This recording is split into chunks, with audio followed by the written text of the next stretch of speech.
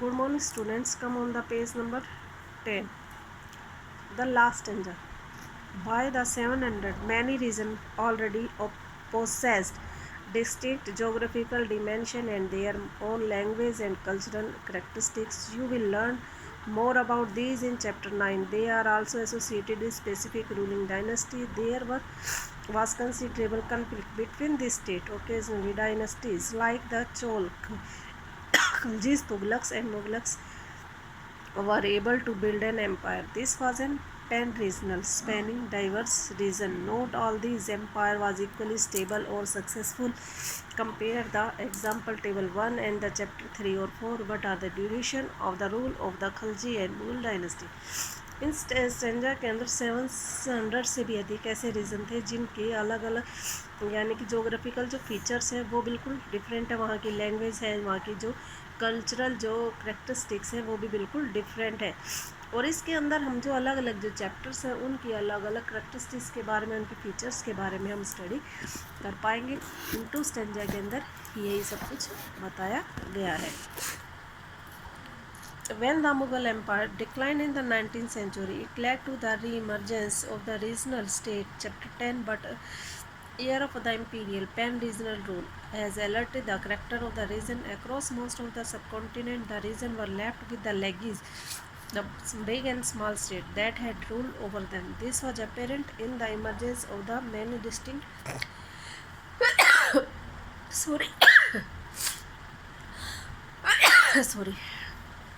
apparent in the emergence of the many distinct and shared tradition in the realm of the governance, the management of the economy,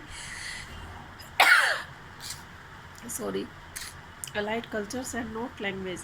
Through the 1,000 years between the 700 and 750, the characters of the different regions did not grow in the isolation. This region felt the impact of the larger pan-regional forces of integration without any quite losing their distincts.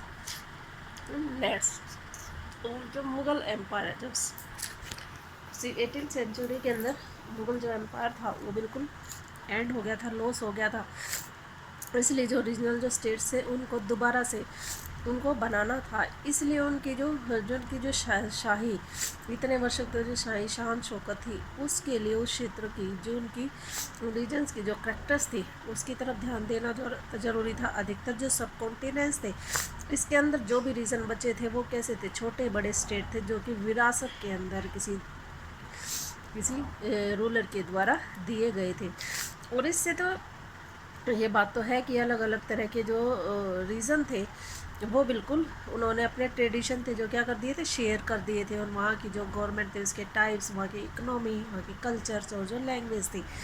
और इस तरीके से 700 से 1750 तक different reason की जो characteristics थी वो केवल किसी एक रीजन की नहीं थी बल्कि इनको मिला के कुल टोटल रीजन्स की थी। और इस तरीके से जो रीजन था इनका बहुत यानी कि बहुत लार्जर जो इम्पैक्ट था वो इन रीजन्स की जो इंटीग्रेशन की यानी एकीकरण की जो फोर्सेस थी उसके ऊपर पड़ रहा था।